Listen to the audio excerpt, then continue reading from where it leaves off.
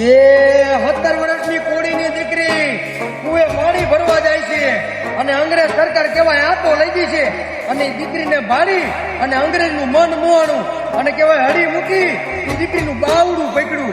કહેવાય કે દીકરીના હાથમાં પિત્તળની ગાગે રહેતી છૂટી અંગ્રેજને છાતી માથે મારી હો. કહેવાય કે છાતીનું પાટલું ભાંગી નાખ્યું અંગ્રેજનું અને દીકરી ડોટ મૂકી અને ઘરે વહી ગઈ છે.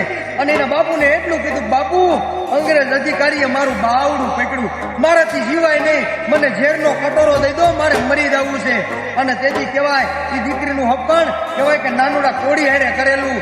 અને ચિઠ્ઠી લખી દીકરીએ કે હે નાનુડા કોડી, જો તારે મારી લગ્ન કરવા હોય તો ચૂંદડી મોકલાવું છું, ભેડો કડલો મોકલાવું છું.